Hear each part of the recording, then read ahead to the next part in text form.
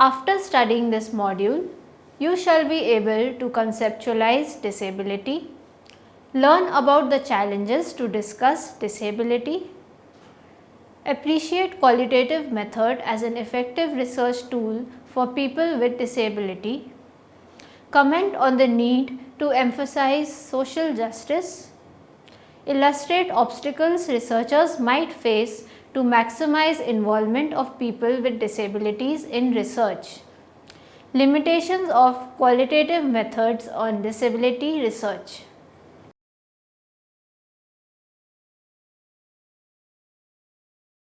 How a society treats its disabled is the true measure of a civilization. Chen Guangchen.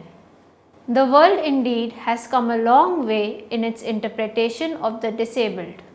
On the 3rd day of December, every year millions of people come together and stand united to encourage better understanding of people with disability, raise awareness about the rights, dignity and welfare of the disabled, and to promote a holistic inclusion and integration of disabled persons into every aspect of life, ranging from economic, political, social to cultural.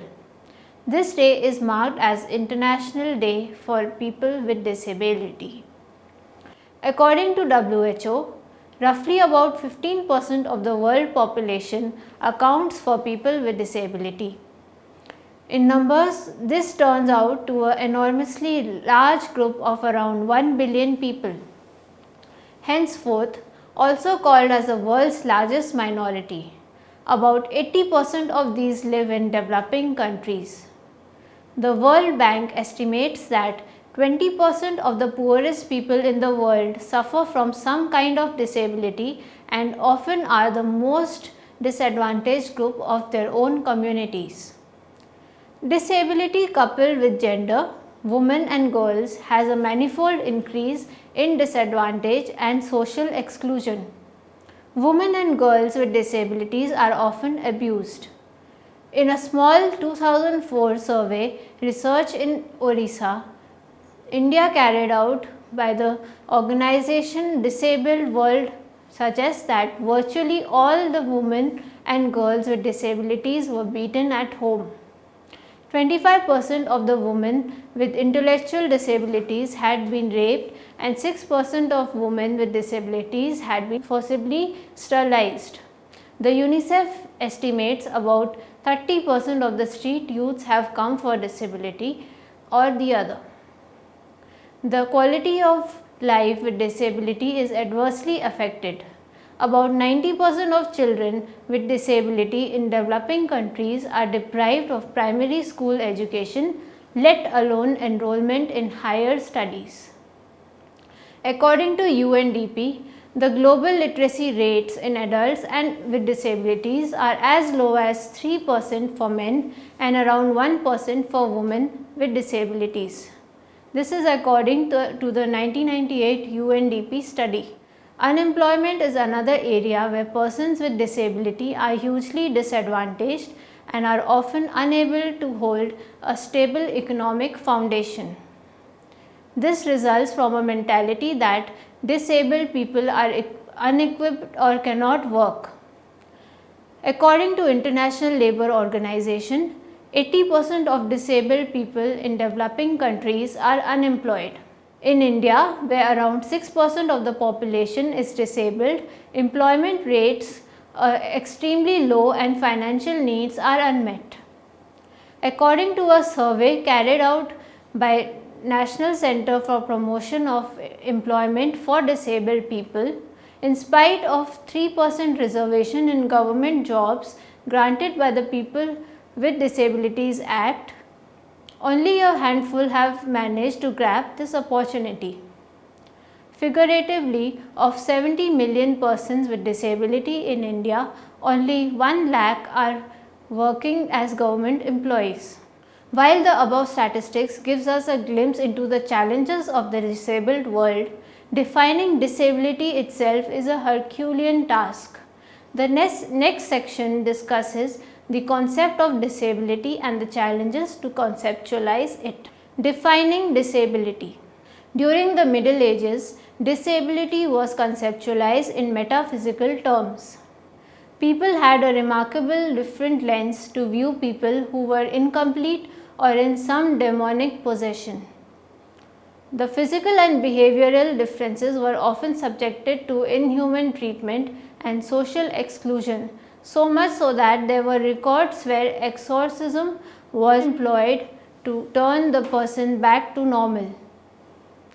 The major paradigmatic shift was observed to understand disability when there was a quest for knowing underlying biological causes for physical and mental differences. This gave rise to the modern conceptualizations of the term disability. The era of modern enlightenment emphasized on knowledge derived from reason and much value was placed findings of the natural sciences. This gave impetus to the one of the most prevalent discourse on disability, that is, the clinical or medical model of disability. The WHO in 1980 described a framework for disability using three terms: impairment, handicap, and disability. Impairment refers to any physical deformities or loss or abnormality of physical bodily structure or function of logic, psychic origin or physiological or anatomical origin. Handicap refers to the disadvantaged condition deriving from impairment or disability limiting a person performing a role considered normal in the respect of their age, sex, and social and cultural factors. Disability refers to any limitation or function loss deriving from impairment that prevents the performance of an activity in the time lapse considered normal for a human being.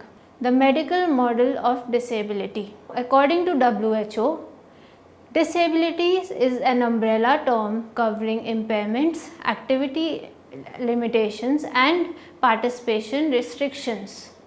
An impairment is a problem in behavioral function or structure. An activity limitation is a difficulty encountered by an individual in executing a task or action, while a participation restriction is a problem experienced by an individual in involvement in life situations. The emphasis of the above thus lays on the intrinsic locality of disability. However, with growing emphasis on environmental factors, it is rather debatable if disability is within or without. The social dialogue highlights the barriers present in the disabled person's environment.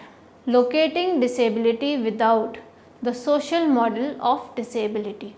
According to Grant Carson, the social model of disability discusses the barriers created for the disabled people as they have restricted access to social resources. Also, it discusses the negative attitudes and discrimination that the non-disabled people have towards the disabled.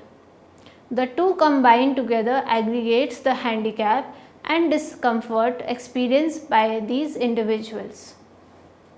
Disability is therefore just not a health problem, it is a complex phenomenon that reflects interaction between physically different features of a person's body and features of the society in which he or she exists. Disability, a shadow of ability? Be it the medical or the social model of disability, one of the essential foundations of our understanding of the term disability is its constant comparison to the norm. The term disability in itself encompasses that what is abled, something that is normal in all its proportionalities and the completeness. Henceforth, to construct disabled, there are direct needs to build physical and social norms.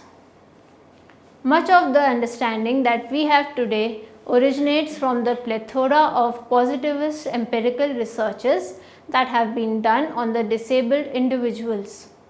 The quantitative paradigm is well equipped to address the dichotomy of what is normal and abnormal or abled and disabled. Following are the advantages of using quantitative methods in disability research. Helps in creation of categories, empirical estimation of number of people affected, development of wide-scale interventions. Normal curve depicting levels of intellectual ability and disability. However, the quantitative paradigm often fails to address the challenges to define disability as it differs from culture to culture, also from one individual to the other. With a generalized viewpoint on disability, little light is reflected on the lived experiences of people with disability. The following section addresses the challenges and obstacles to define and conceptualize disability.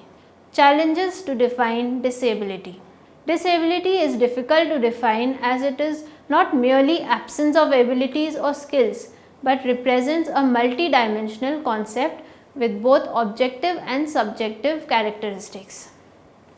When interpreted as an illness or impairment, disability is seen as fixed in an individual's body or mind.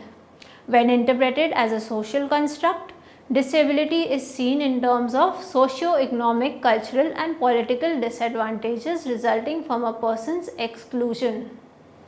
One of the major challenges to define disability is the diverse and different connotation it holds from one culture to another. In an international context, discourse on cultural beliefs and values about disability have influenced services available to people with disabilities across countries and localities. What might be a norm in one society can be looked down upon in the other.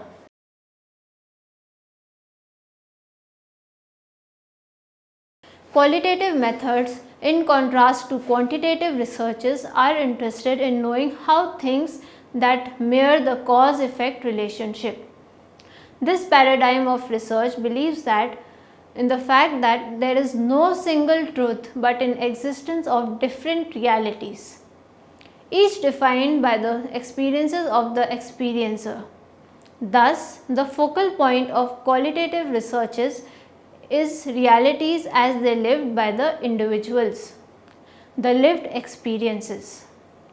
This philosophical viewpoint challenges the viewpoint of positivist socially oriented data and the demands an alternative set of methods for exploring people's perception, one that is contextually and culturally related. It therefore seeks to find the answer to questions about the meaning and individual interpretation of life. It is used to answer open questions relating to people's attitudes and beliefs in given contextual setting. The 5 traditions of qualitative methods, namely narrative, phenomenological, grounded, case study and ethnography, aid a researcher to inquire in depth and enable him to build insight bridges to various facets of disability. The lived reality. Qualitative methods interact. They appreciate and highlight subjectively just as that in which we experience the reality. Every individual has his own version of reality that can be radically different from what the other might be experiencing. The positivist approach finds subjectivity as erroneous and emphasizes on the value-free objective understanding of phenomena. In contrast, the lives of individuals are highly value-driven, and thus it would not be a good idea to address humans devoid of values in an experimentally created vacuum. Human race is diverse, and so are the disabled communities. Unifying our understanding of disability under one category would only present the tip of the iceberg. Addressing lived realities where an individual's beliefs and actions intersect with culture can thus fathom the challenges of culturally conceptualizing disability, something which the 2 models discussed above failed to do.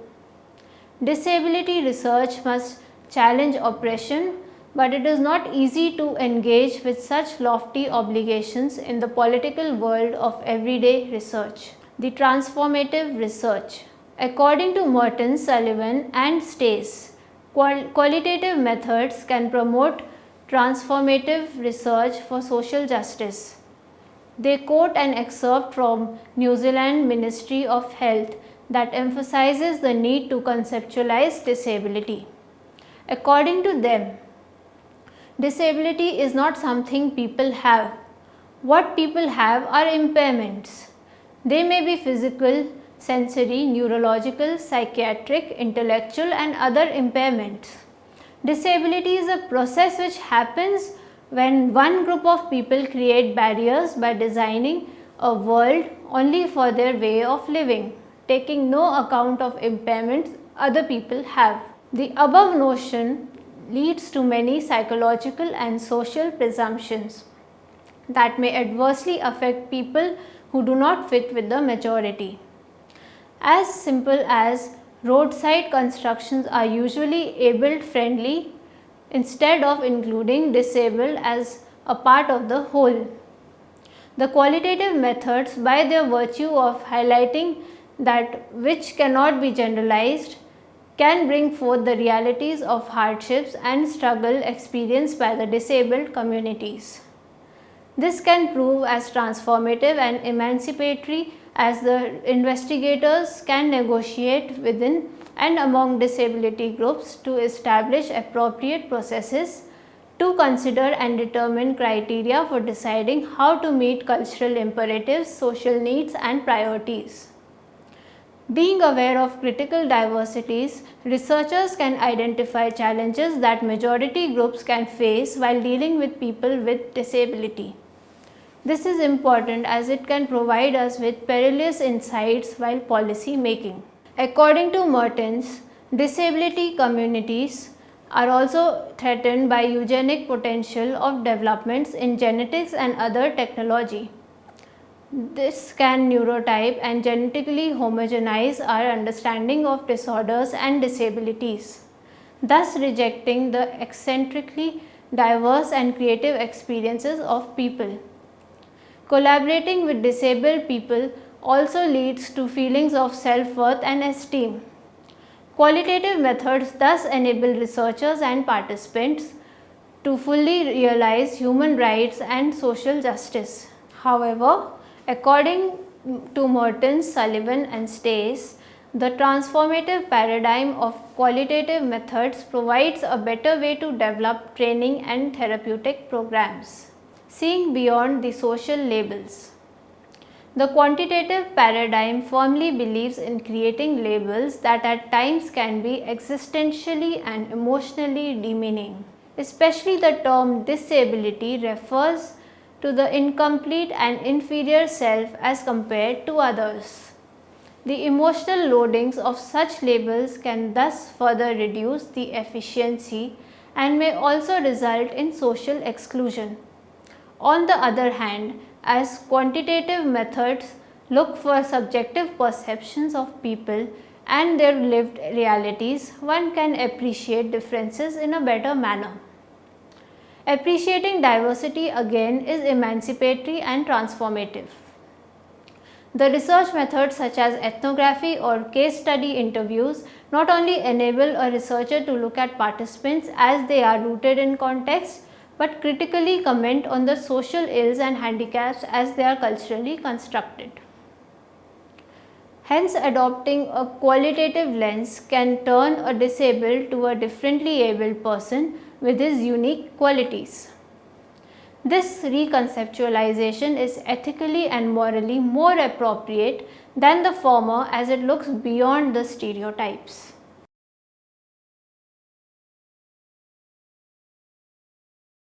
Qualitative studies allow the researchers to have an empathetic stance. An empathic stance in interviewing seeks vicarious understanding without judgment by showing openness, sensitivity, respect, awareness and responsiveness. In observation, it means being fully present, mindfulness. Empathy can be defined as feeling and knowing as the other feels and knows. In disability researches, empathy can help build the relationship and trust between the researcher and the participant, thus bridging the gap left by the quantitative studies. Also, feeling the stories as they narrate their lived experience can be therapeutic, further increasing the authenticity with which research can be carried out. Limitations of qualitative methods in disability research. The qualitative paradigm offers a lucrative package over holding a positivist viewpoint on disability. Nonetheless, one should not be restricted by the utopian outlook and should be able to critique and address the challenges that come to the fore on adopting a method for the research. By and large, qualitative methods highlight the subjectivities and provide us with a deeper understanding of the lived realities of people who are physically, mentally, or socially different from the majority. However, the 5 traditions of qualitative research, that is the narrative, grounded, phenomenological, case study and ethnography, highlight and depend heavily on the oral descriptions by the participants. Language thus plays an essential role in carrying out these researches. A researcher might experience or encounter situations where communications are neither easy nor effective. Therefore, subjects who are more articulate in their narrative descriptions have an added advantage putting forth their stories. On the other hand, people with disabilities, especially those with speech and hearing impairments, may fall short on this. Furthermore, persons with mental deficits such as severe mental retardation or autism again may not be articulate and as good an orator as compared to people with normal mental functioning. Hence, ambiguities in the languages need to be addressed carefully. Summary. According to WHO, roughly about 15% of the world population accounts for people with disability. During the Middle Ages, disability was conceptualized in metaphysical terms. People had a remarkable different lens to view people who were incomplete or in some demonic possession. A major paradigmatic shift was observed to understand the disability when there was a quest for knowing underlying biological causes for physical and mental differences.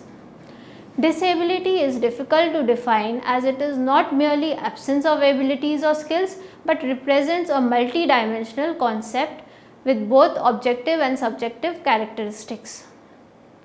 When interpreted as an illness or impairment, disability is seen as fixed in an individual's body or mind. Qualitative methods, in contrast to quantitative researches, are interested in knowing how of things that mirror the cause-effect relationship. This paradigm of research believes in the fact that there is no one single truth but an existence of different realities. Human race is diverse and so are the disabled communities. Unifying our understanding of disability under one category would only present the tip of the iceberg. According to Mertens, disability communities are also threatened by eugenic potential of developments in genetics and other technology. This can neurotype and genetically homogenize our understanding of disorders and disabilities. Qualitative studies allow the researchers to have an empathic stance. An empathic stance in interviewing seeks vicarious understanding without judgment by showing openness, sensitivity, respect, awareness, and responsiveness. In observation, it means being fully present.